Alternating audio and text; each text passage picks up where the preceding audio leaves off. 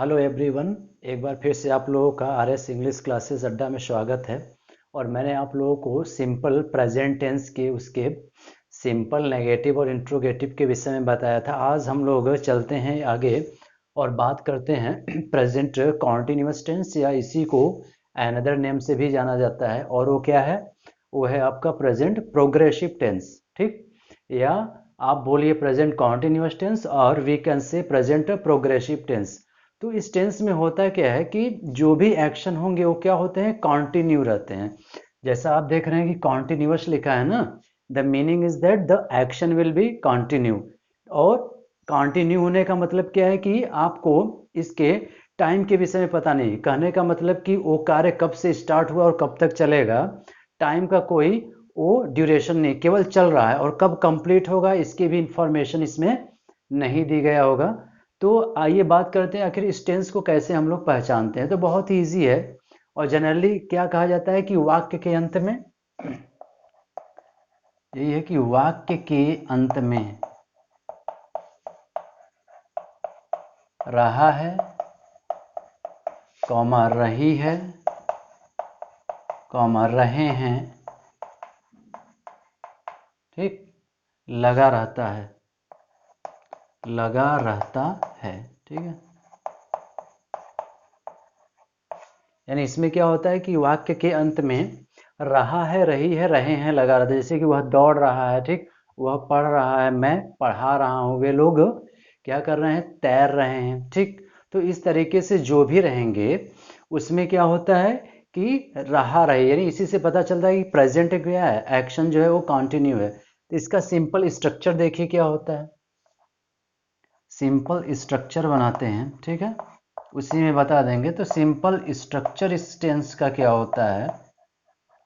तो simple structure की यदि बात करेंगे तो सबसे पहले होता है इसका सब्जेक्ट आता है, प्लस इसकी हेल्पिंग वर्ब आती है। और इसमें हेल्पिंग वर्ब क्या यूज किया जाता है? We have 3 helping verbs. कौन कौन? Is, am and are. फिर क्या होता है? प्लस एम भी फर्स्ट फॉर्म यूज होता है। प्लस उसमें क्या करेंगे हम? आई एन जी को ऐड करते हैं। प्लस क्या होता है? Other words. ठीक है, अदर वर्ड्स इसके नीचे लिख दे रहे हैं। ठीक है, अदर वर्ड्स का यूज होता है,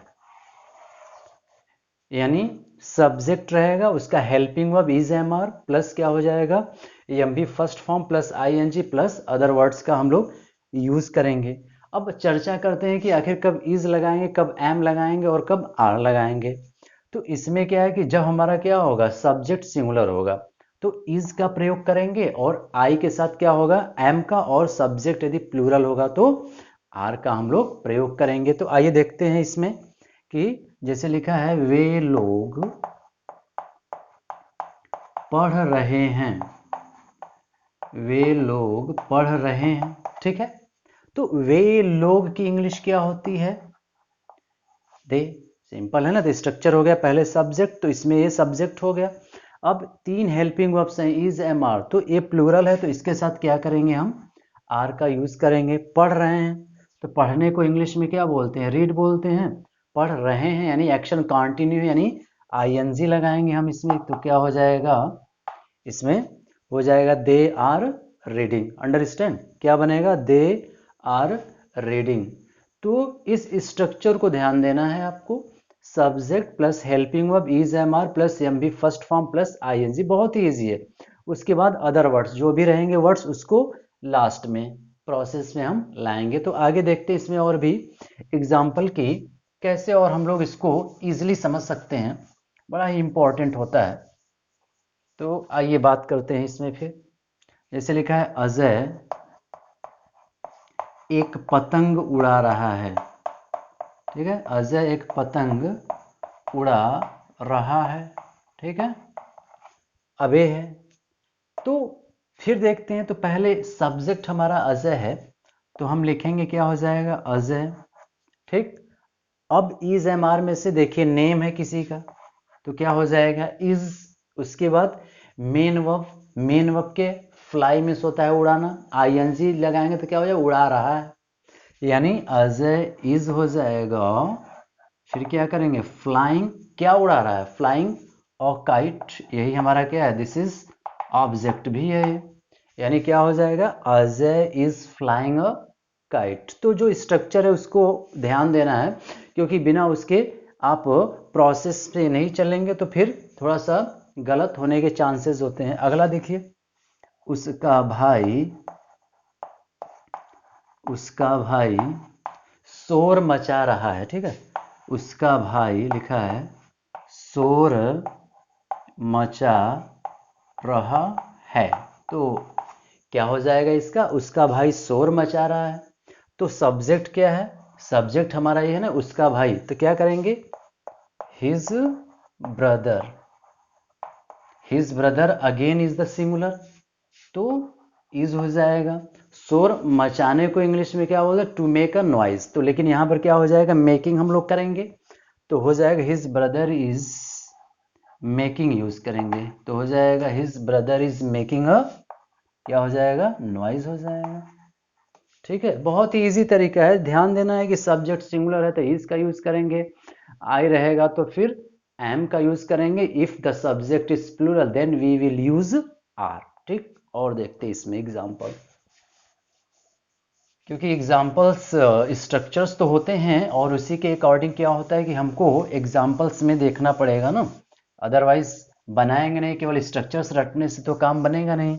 ठीक है, अब जैसे लिखा है कि मैं पढ़ा रहा हूँ, ठीक है, लिखा है मैं पढ़ा रहा हूँ। अब इसको हमको बनाना है, तो मैं को इंग्लिश में क्या बोलते हैं, आई हो जाएगा, फिर क्या करेंगे, आई एम, पढ़ाने को टीच बोलते हैं, तो टीच में फिर हम क्या करेंगे, आई एन जी लगा देंगे, देन टीचिंग हो जाएगा। समझ में आ रही बात। अब अगला लिखा है, वे लोग नदी में तैर रहे हैं। ठीक है, लिखा है वे लोग नदी में तैर रहे हैं, तो फिर है वे लोग, that is the subject of this Hindi sentence, Hindi वाक्य का ये सब्जेक्ट है वे लोग।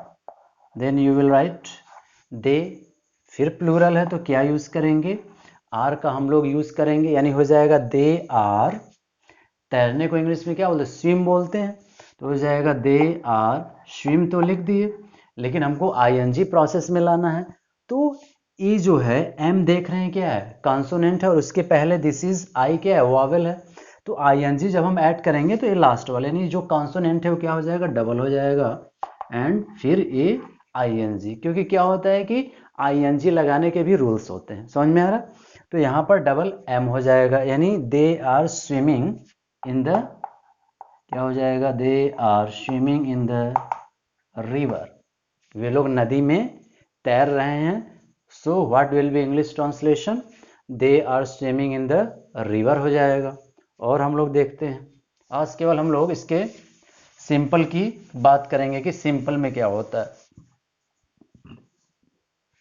अब लिखा है उसके पिताजी, उसके लिखा है पिताजी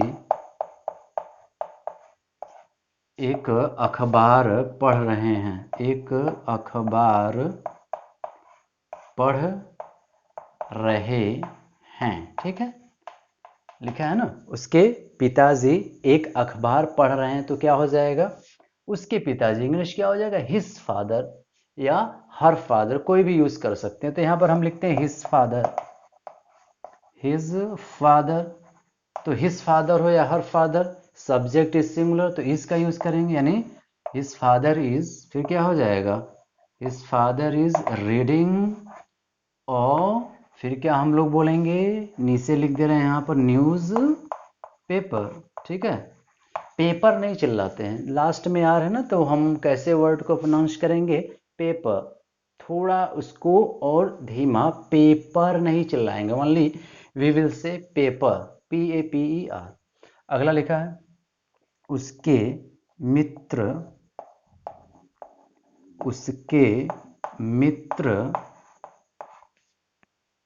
उसे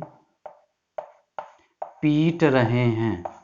ठीक है, उसके मित्र उसे पीट रहे हैं, तो इसका देखिए क्या होगा, उसके मित्र उसे पीट रहे हैं, तो इसका बन जाएगा हिज फ्रेंड्स, प्लूरल है ना क्या, हिज फ्रेंड्स, क्यों हिज फ्रेंड नहीं होगा, पीट रहे हैं, इसका मतलब क्या है कि उसके कई मित्र मिलकर पीट रहे हैं, यानी हिज फ्रेंड्स, तो प्लूरल है तो आर का यूज करेंगे, ठीक, यानी हो जाएगा his friends are, and after that what will be, his friends are beating him, beat है BEAT, तो इसमें डबल टी नहीं होगा, अंडरस्टैंड, क्यों, क्योंकि यहाँ पर दो इसके क्या है, वावल यूज हुए हैं, तो only that will be the single, and after that we will use ING, तो हो जाएगा his friends are beating him. तो बहुत इजी है, इसमें यही ध्यान देना है आपको, जो प्रोसेस है, स्ट्रक्चर जो अभी बताया गया उसी बात को ध्यान देना है।